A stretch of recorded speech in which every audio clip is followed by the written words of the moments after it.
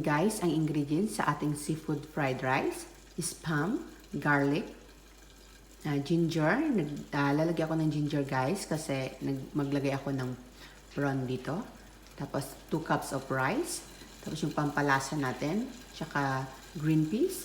Tapos 4 na egg. Tapos 200 grams of prawn. Tsaka olive oil. Yan na guys, magluluto na tayo. Nagpainit ako ng kawali sa pan. Tapos ilagay ko muna yung spam. Wala siyang guys, wala siyang mantika. Basta yung spam lang. Mainit na kawali na walang mantika. Parang i-fried lang natin siya ng konti. Yan, luto na ang ating spam. Lagay lang natin sa plato. Yan, maglagay tayo ng mantika. Spread natin konti.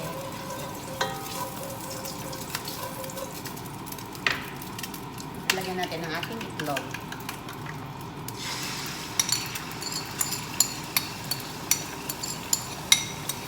Ipilito muna to guys. Ipilito muna natin. So, pinilito ko yung itlog. Luto na ang ating itlog.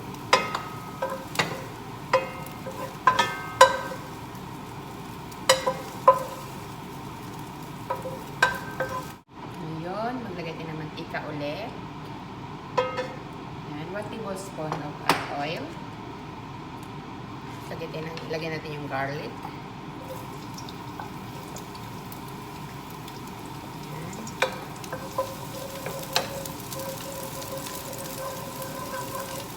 Yan, nandito na ang ating garlic. Ilagyan natin yung ginger.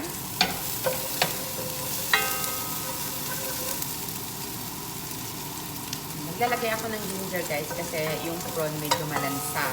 So, konting ginger lang naman, mga 1 knob of ginger.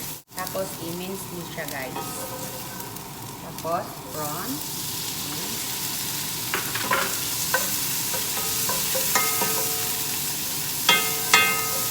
Yan, nandito na ang ating ginger, garlic, saka yung prawn. So, ilagay ko na yung green peas.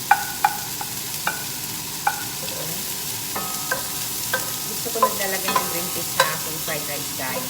Ayaw ko nang may corn at carrot. Yung iba kasi naglalagay sila ng corn at carrot. Ako ayaw ko yun. Gusto ko lang green peas sa fried rice ko.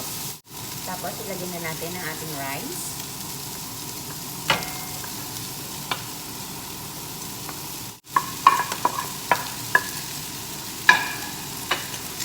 Ilagay natin konti. Guys, nandito na ang ating rice. So, maglagay ako ng konting pampalasa. Ayan. Tapos, ilagay na natin yung itlog. Tapos, tsaka yung spam. Ayan.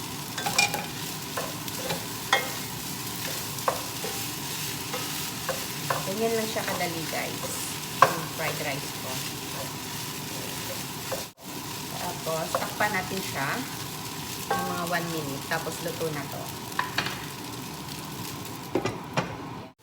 Yan guys, luto na ang ating seafood fried rice. Ayan.